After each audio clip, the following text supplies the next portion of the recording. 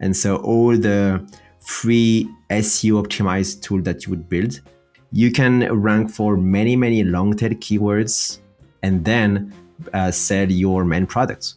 All the mini tools that we built, like I think we built more than one per month. So at the end, we had like 40 SEO optimized mini tools, and all them together was bringing like we're bringing like 70% of the traffic. You just gave away a gem. Someone's gonna listen to that, and it's gonna spend the next 12 months of their lives just building mini tools. The Startup Ideas Podcast. Sipping time, baby. You know, yeah, I'm excited to have this conversation. I've been following you for a long time, and when you sold Tweet Hunter and you sold Taplio for $10 million, I was like, okay, this guy is legit. And just seeing your process of how you come up with an idea, how you name it, how you come up with unconventional ways to grow it, how you care about design and copy, I was like, I need to get this guy on the podcast. So thank you for coming on. That's pretty cool. Thank you. So what is on your mind these days? So yeah, when you invited me, I think I spent hours thinking about ideas, and the thing is, it always goes the same way. Like first of all, you have this like blank page where you have no idea at all, and you just get one. You try to like go a little bit deeper on this idea, and then it's like never ending flow of ideas. And so I have one thing that I find it very, very interesting. It may be something a bit boring, but I just can't stop thinking about brand and influencers matching. Yep. It's something that we have seen over and over. And I really thought that the space was dead, because like you have hundreds of startups doing that, until I noticed this new thing like Passionfruit. Do you know about Passionfruit? I do, but tell people what Passionfruit is. It's a startup that basically makes you able as a creator to build like packages of ready to go sponsorships. Like you want to offer a sponsorship for a tweet or for a YouTube video or anything else. You can just build these sponsorships, and brand can very easily book them like with payment calendar.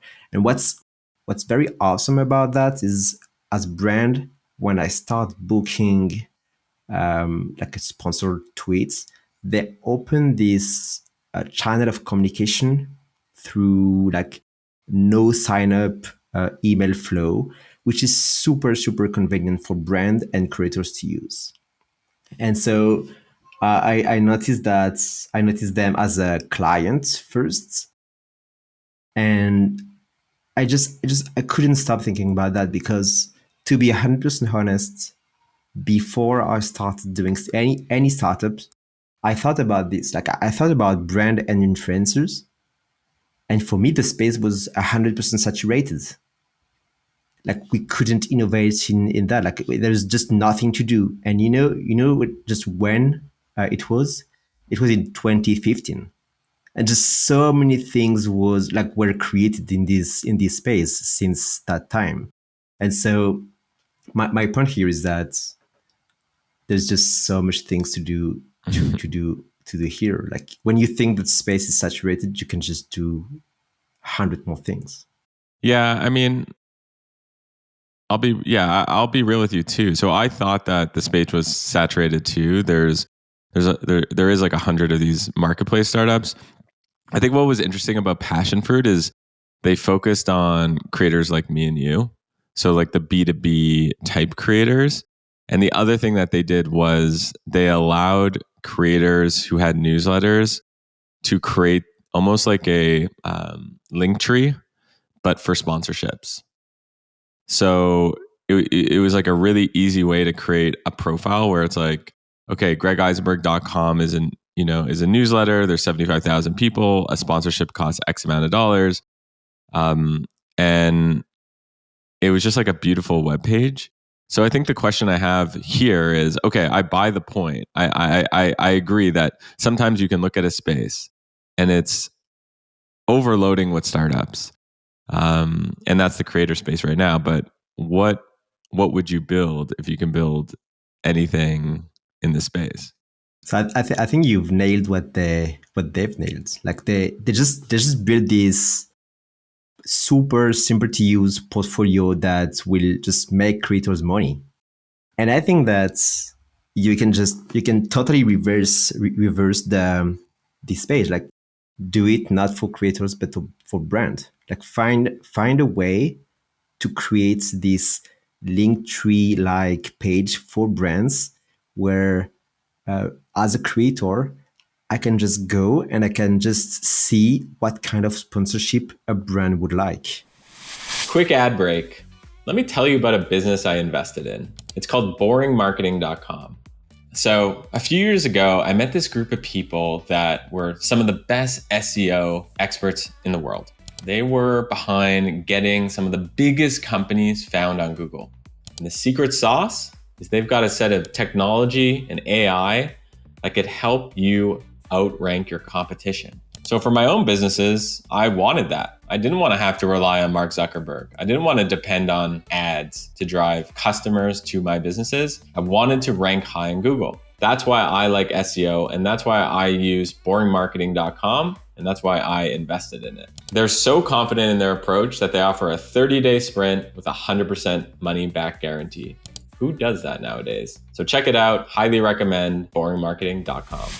And find a way. I think the hardest, like the hardest to do here is curation and moderation, because obviously you would have like a junk creators, like shitty creators applying. But if you find a way to use AI in a good way to rank, sort, and grades the creators coming in, you can just make the life of brands and agencies super easy by just creating this inbound flow of creators. So that's really interesting. So something happened to me for the first time ever recently where I had a brand reach out to me. I'm just going to pull up the email. So Logitech reached out to me and they're launching this new product and they wanted to like send it to me. And then they're like, we want like a text-based post and a YouTube video. Obviously I didn't do it because like I don't use any Logitech products and it's not really in my model. Like my model is to give a lot of value away for free. And in the future, hopefully that pays back to me somehow. But I think it's really interesting that you have brands. What are brands doing? They're either going to marketplaces or they're going to agencies to find these creators and deals, or they're just cold DMing people. Like they're just saying like, "Hey, you're an interesting YouTube channel." So I think what you're suggesting is to flip the model on its head. What you're saying is Logitech should actually create a page and say like, "We're really interested to do this." Right? Is that what you're saying? It's exactly this, and I'm suggesting this because we kind of did it with Tweet Hunter. Like I think it was like at the peak of our growth, we realized that it made a lot of sense for us to sponsor a lot of people, like, because we are a Twitter product. Obviously, it's super relevant to sponsor Twitter creators, but we were missing good creators to sponsor, and so we opened this page saying, "Hey, we want to sponsor creators. This is a rough, just plug your Twitter, and this is a rough calculation of how much we would pay you. If this is good enough for you, just apply. We would get an email, and we'll start the conversation there." It was super simple product, just one page. The calculation was super dumb. I think you can do something very good because it just worked. Like when we just tweeted about that, we got hundreds of applications. It became a nightmare to sort them and to spot the good ones. So that's the real issue to solve. So what would the business model there be? So if you want to align interests, you can maybe take a cut on the sponsorship that you make the brand able to sign. But obviously, I would not do that at the very beginning because it would just make everything more complicated. If you want to just sell the shovel, just a regular subscription based on maybe the brand size would be maybe the easiest to begin with. What do you think? Yeah, I think obviously what a lot of marketplaces do is they charge for access, but you can't charge if you're just beginning. You can't go to L'Oreal and say, or Logitech and be like, hey, it's going to be $500 a month for access to this, and we're going to take a cut of whatever the transaction is going to be, because when you're starting out, you are no one. Like, that's the reality, and that's the thing that a lot of people don't say is you're starting off with like no credibility or very little credibility. Your goal right now is to prove that you can create value. So I think what you do is initially you just prove out that you can actually do this thing. So get the brands on board, don't charge anything. Once you get the brands on board, you're going to get the creators on board, which is beautiful, right? And then eventually you can take a cut. Eventually you can take a 10 to 20% cut.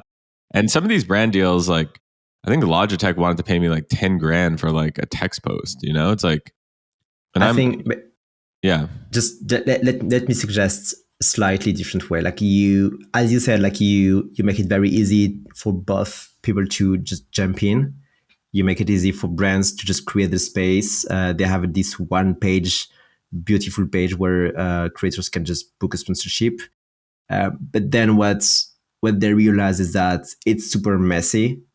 They get hundreds of applications, and the service that you offer is moderation, sorting, and like AI creation of all the inbounds offers that they get, and you charge for that.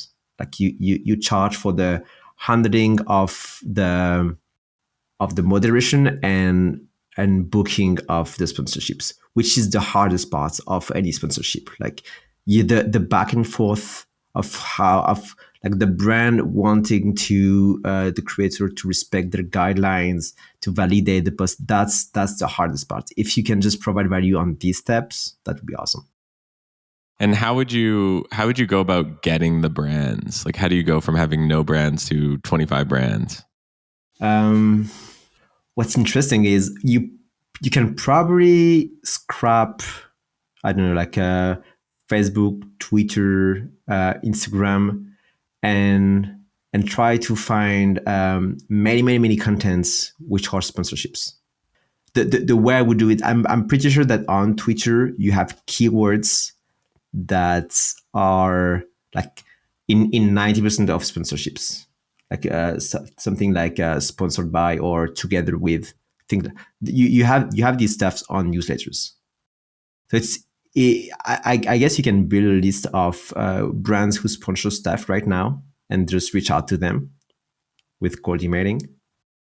Yeah, I think I mean, use a couple of those tools. I think that's great. I think one of the things I was thinking about is you do really need to niche down a little bit. Like, you can't be like the creator, network for everyone. So I think I'd probably start, if I was building this in the B2B space. So I'd probably look at Passionfruit.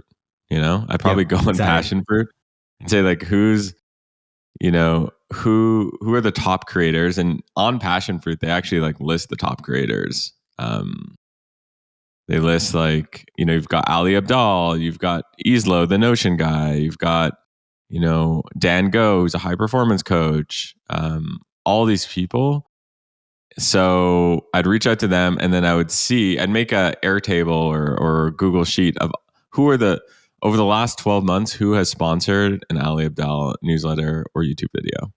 And you create this list and create this database, which, by the way, you later use as a lead magnet, right? Super cool. Yeah. So Yeah, super once you cool. scrape all of Passionfruit, and sorry, Passionfruit, if you're listening to this and you're like, that's against my terms of service. So, this is, I don't know if it's against the terms of service, but let's just say you can go and do that. Then you create this database, and then you say to people like, hey, do you want to see who's who's sponsoring the world's largest newsletters. You put some Twitter ads behind that. All of a sudden, you're getting leads at 50 cents to $1.50 a lead. I would do something. Yes, like based on just what you've just said, I would try to do a tool, because like as a brand, if I want to sponsor a Twitter creator to promote my AI products, I want to know, I want to like not mess up the tweets. And so I want to have like a library of past sponsorships, which could be like tweets, YouTube videos, stuff that worked very well. And because I want to get inspired. And so based on what you've just said, I would try to build this library and to make it a tool. Because if you make a tool and you build like a tool which would rank for best sponsorship in marketing, or best sponsorship in AI, or best sponsorship in like e-commerce, you can rank for many long tail keywords and then sell your main products. And would you charge for that tool? No, definitely not. Like I would try to make a SEO optimized tool with many super specialized pages, like one page for e-commerce, one page for cold emailing, etc. Like list just libraries of the best sponsorships that you can find on any niche. Yeah, dude, this is actually a good idea. You want to build that? Yeah, I mean, kind of. I do think I like it because it's one of those ideas that you can see how you'd connect the dots. Like you start with the Twitter account that is just showcasing who's sponsoring who and what sort of click-through rates you're probably getting and how much money they're making, and you tell those stories on Twitter, maybe YouTube also. Then you convert those people to the lead magnets, really, to the tools, to the databases. You get them to you just segment them between brands and creators, so that you essentially create two different lists, and then your goal is to nurture both sides of the list, and then you create a simple product for them to connect them. So I like this idea. But what I love with this kind of products is that you can, like, all the link tree products, they generate a lot of basically static web pages for clients. And if you have things like custom domains, and clients have pretty good domains, by offering your service for free, you can generate a lot of backlinks by just linking back to your main product on the many web pages that you create for your clients. So you can build SEO very fast that way. And so all the free SEO optimized tool that you would build would be able to rank very fast too. Was SEO a part of your strategy for Taplio and Tweet Hunter? It shifted, like for the first, I think the first half of the journey, content, Twitter and LinkedIn was everything. And then it was just not enough. And all the mini tools that we built, like I think we built more than one per month. So at the end, we had like 40 SEO optimized mini tools, and all them together was bringing like we're bringing like 70% of the traffic. Yeah, that's a common thing I hear, is like using content to attract initially, and always doing that in the background, and then using SEO and ads to supercharge as you scale. So that's yeah. But I think what I found the craziest was like we know nothing basically, because among all the tools that we built, the one that was super well thought, like SEO research, didn't perform.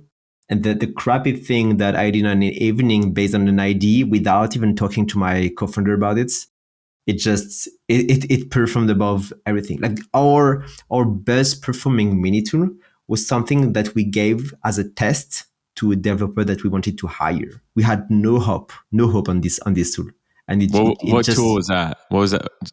What was it? It was download video from a LinkedIn post.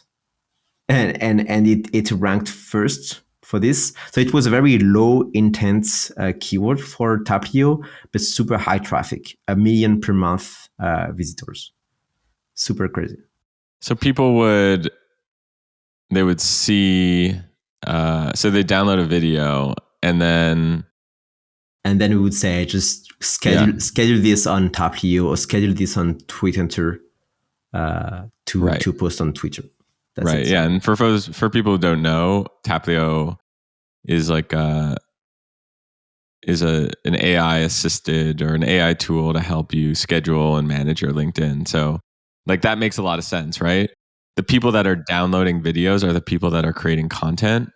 So you just have to figure out, like, the prompt for people is whatever it is you're building, you have to say, what is a free tool that I can go and create that is going to generate a lot of top of the funnel? And it's a natural for them to use the tool and then use your tool. That's a strategy that a few players were doing that a few years ago. Like a company that really inspired us was vid.io, this video editor. What I find crazy with how they are doing is that I think they have like 50 tools, like things like crop a video or compress a video. But what's crazy is that every single one of these tools, they take your inputs, which is like a video file, and then when you upload your video, they redirects to their main tool, like vid.io, and you are actually inside the tool without even signing up, without paying for anything. So it's very cost efficient because it's super easy for them to build a new tool, since it's just a feature of their main tool. And then you are just like, you are inside vid.io, so you just want to use it a little bit more. And when you want to use a video editor, you just think about them, Totally. You just gave away a gem. Someone's going to listen to that, and it's going to spend the next 12 months of their lives just building mini tools. Well, I hope they are not doing it in the video space, because I'm going hard. Because you're going after it.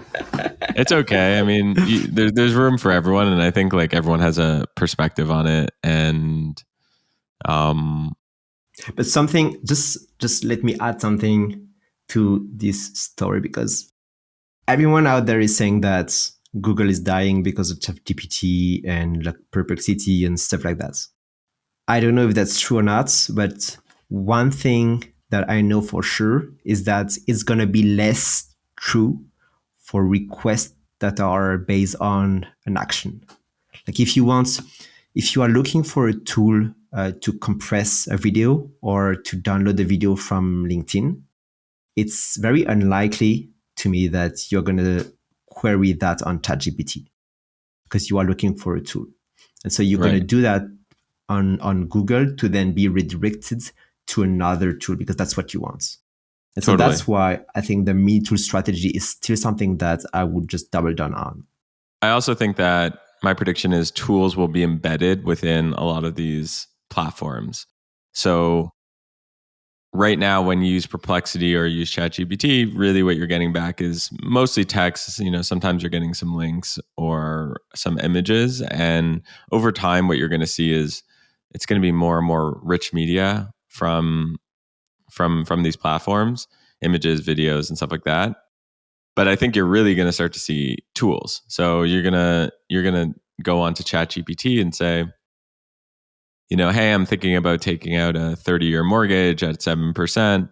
My down payment is $150,000. Do you think I should do this? Or here's my net worth. What do you think I should do?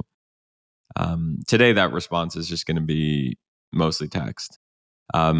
Tomorrow, what that response is going to be is mostly text, or some text, some image, some video, and a calculator that Thibaut's created. And then it's going to link back to whatever startup Thibaut's created, thus getting him more traffic, and then also introducing that person to Thibaut's brand. It's possible, but I don't see an easy way to get there, because they tried that. Like they did that with plugins, and then they did that with custom GPTs. And I have no numbers to support what I'm going to say, but it seems to me that it is a failure, and that no one is. You have slight you have small use cases when you will use a custom GPT, but in most cases you will not. What do you Totally. think? I think it's really, I hear what you're saying. I mean, what have we learned from ChatGPT and Perplexity is that they scrape a lot of information. Like LLMs scrape a lot of information. If we assume that they are scraping information, I got to think that they're going to scrape tools in the future. And I don't know how they do it. And when I say tomorrow this is going to happen, I don't really mean tomorrow, but I do mean like within the next 5 years. I think where search engines generally go is where the best possible experience is. And I just happen to think that if you embed a tool within a search engine experience, i.e., if you search for something, if you have something that you want, you have a question and you want an answer for, it only makes the experience way better if there's a tool to help you figure out the answer to your question. What's very true is that Google had absolutely no incentive for doing that before, because Yes. they want people to click on links, which is not the case anymore with platforms like Perplexity and like the coming Search GPT. So we'll see. Maybe you're right. Yeah, in the past, Google was, fat, rich, and happy, just doing status quo. But things have changed, and now it is a game of user experience. So I think knowing that, why does this matter to the people that are listening and to me and you is just that, okay, well, if we know that they're going to try to increase user experience, what are the things that we need to create such that we get ranked? And one of those things is tools. So I think that's a big insight. And Based on what you've just said, I would heavily invest in replying to Quora questions and Reddit questions, because that's probably where a lot of LLMs are gonna get their answers. And so if you're able to be like to the question, what's the best I don't know, like sushi what's restaurant in Paris. yeah, what's the best Yeah. sushi restaurant in Paris? If you're able to just plug your restaurants and have it as the top upvoted answers on Reddit, you're gonna imagine that this is gonna pop when people query LLMs with this exact same question. That's gonna be Yeah. super powerful. Yeah. And the mistake I think a lot of people make is they use AI 100% to answer those questions. And going back to user experience, that's probably not the best experience because you've seen some of these comments. Like you can tell right now at least, if a comment is AI generated or not. I think like the ones that have like stories associated with it. I walked into this um the sushi restaurant in the Bastille neighborhood in Paris, and I at first like the smell was like horrible, and I was like, what am I gotten myself into? But then I sat down, and someone approached me, and her name was Jenny, and we had this long talk about how I was in Naoshima, and there was another sushi restaurant, and then I had this Toro that was sent to me, and it was incredible, and it was mouthwatering. The human experience in creating content, I think, is undervalued right now. That doesn't mean you have to be 100% human generated. It just means that combining AI with humans, I think, is going to be the path forward. And I do agree that answering questions is underrated. It's super funny that you're saying that, because I had these debates very short time ago, and my first reaction to this was like, it's this is just that AI is not good enough for now. But I don't see why, with even without better LLMs, but with proper context and proper instruction, I don't see how you would not have a better system that would reply exactly like you just said. The key thing is to have like a human touch, human emotions, and errors. Like you have to make it super willing to do to go in crazy ways in like very original stuff. But I don't see how this would not happen. So it'll always be a cat and mouse game between the LLMs and content. My I don't know if prediction. you I don't know if you noticed that, but I'm following very closely this guy like Level CEO on Twitter, and he started doing something that I find a bit crazy. Is every time he thinks that someone answers with an AI reply to his tweets, he just block.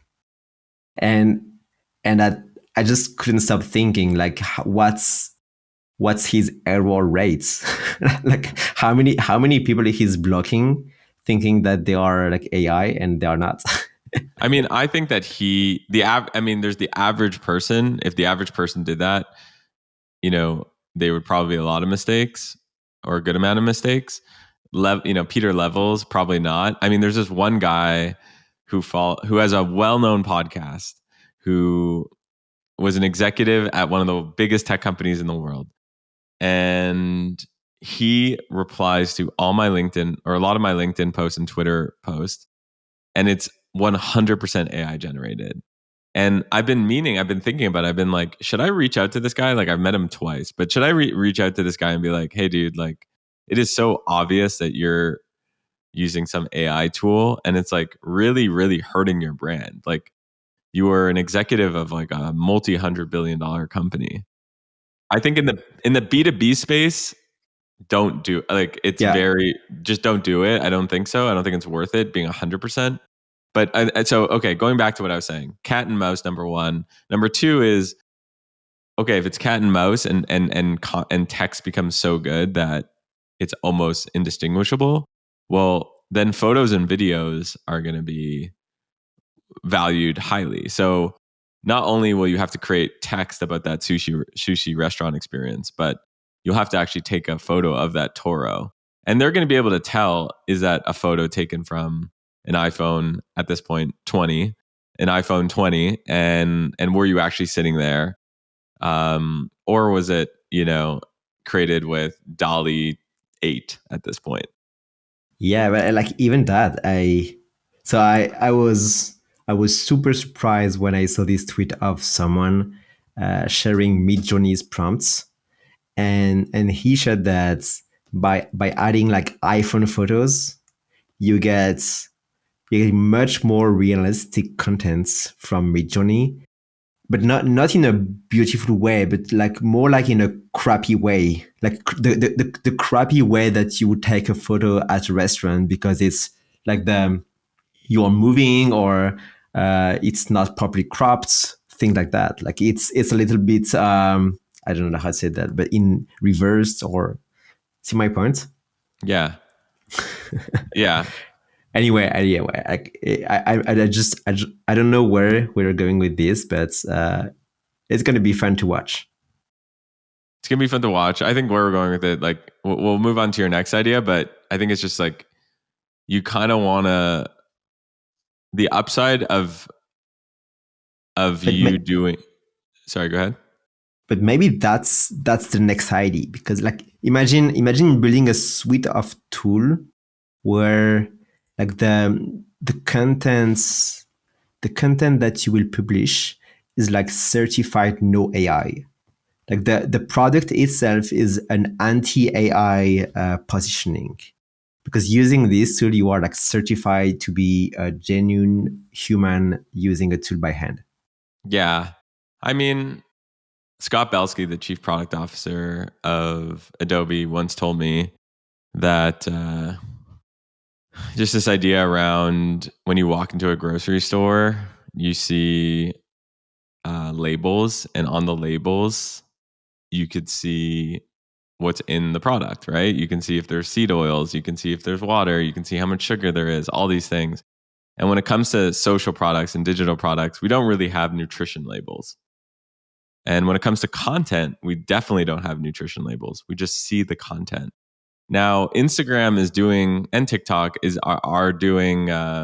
This video was made with this filter, so there is a little bit of you can see this video was made by this filter. So they're starting to be like the nutrition label, but it's very just tip of the iceberg. The idea that you're talking about, which is like essentially organic content, just like how we have organic food and non-organic content, which is AI generated, is really compelling. I just don't know how you create a business out of it.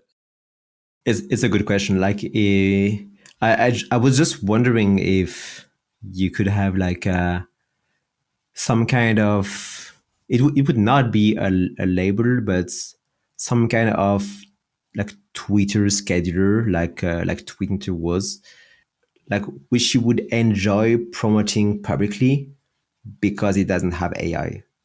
I'm wondering if we'll not see a suite of products coming in the next few years, which are like no AI in that, no AI in them, but they still need to be grids. But by not having AI to generate contents, people would just be happy to promote them because they would be promoting themselves as no AI users. I think one of the reasons why we saw Be Real hit like 20 million DAUs or whatever it was because you were seeing the rise of filters and AI content, Exactly. and that that product was, it ended up not really working out, but it the reason why I think it took off is there was like this collective feeling that we all had that we were getting sick and tired of filters and AI content. So that insight I think is really good. How that manifests into a business, I think probably there's probably a social app idea. Like there's probably another version of a social network that exists that just encapsulates everything that we hate about social networks today, which is AI generated filters, uh, negative places. So just, when I was just on Twitter right before this, and it was just like, I'm seeing like like horrible videos of war and people arguing about politics. Um, and 100% organic content, I think, would be the answer. So I think that there's the ideas I have for this is you either create a social network, hard to do, have to raise money, um, so good luck, or you build services businesses that help companies create organic content, subscription based, content type of ideas, for people. I can't. Off the top of my head, that's all I got. Yeah, but this idea keeps me very busy, because I'm working on this tool. I don't know if you noticed, like it's called Super X Dots. So it's like a Twitter extension for it's a Chrome extension for X, and I think it has like the best analytics features. Like I've I've not seen anything close enough to Super X. But then, since it's a Chrome extension, comes this idea of generating replies with AI. And if you do that, you are instantly categorized as a gray hat tool that's a bit shady and that will make Twitter way worse by just having more shitty contents. And so I'm really thinking about like having this anti AI positioning. Yeah, totally. Anti AI positioning. That's a key insight. I got to think more about that one. I think you are right on that. I don't know. We'll see. I think so. I got a good feeling about it because, like I said, people are thinking about it, and there are benefits to going anti AI, just like there's benefits to going AI. Right? I'm not saying like going AI is bad. I'm just saying there's some places that it makes sense and some places it doesn't. And there's so much competition in the AI assisted, AI led landscape that there's probably a lot of opportunity in the Yeah, human stuff. and because of this competition, people are burning out. Like Level CEO and Danny Postma posted about this on X. They said that for sure their next product will be like a no AI product, just because of the insane competition they have just by talking about their AI products, the day they do so, you have like 10 competitors for sure that will jump on the ID. Exactly. You know where you're not having a lot of, you know where you're not having 10 competitors in anti AI human stuff. That's for sure. Yep, So exactly. that's where the arbitrage is. Always look for the arbitrage. Always look where there's opportunity. Um, so I like that. For this, I would have a look at what the people behind Basecamp are doing. Like, Jason Fried. yeah, exactly. Those guys, like they did this once studio charging one-time fees for products. I would not be surprised if they continue doing no AI tools, and I would be very interested in what their like. I will look for what their next project will be. Totally. Yeah, I'm following them, and I do think they're really good at sniffing out how people are feeling, Yeah, i.e., and doing this like anti-positioning. yeah, They are, they are anti-positioning is just it's so underrated. Yep. So underrated because when you're posting something on Twitter, if everything looks the same, you're not going to stop and you're just going to keep scrolling.